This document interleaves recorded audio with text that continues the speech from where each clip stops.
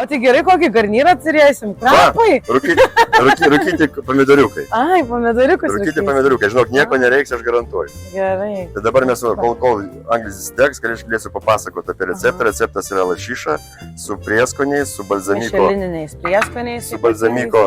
Balzamiko mes dabar padarysiu prie tavęs, kad paskui sakysi, kad nepatikėsi. Aš jau prieskonių pridėjau. O kuo jis ypatingas šitas balzamikas? Tiesiog irgi čia tau Eno šefo receptas. Ne, jis yra tiesiog geras. Nu, tiesiog geras tas toksai. Mes čia galim iškilą jį padėlioti. O dabar gali užpilti akrapus. O čia yra ugnies žolelių šamanavimas.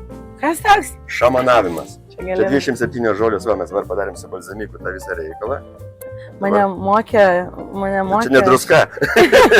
Mane mokė šefai, kad reikia ar druską, ar pipirus iš aukštai, kad pasiskirti. Bet krapus gali žemiau. Dar daugiau? Dėk daug krapų. Daug krapų? Jo, dėk. O, taip. O, dėk. Iš kur krapų gavai? Darže augin. Pas tavo kaiminė buvo nuėjęs. Pas mano kaiminė?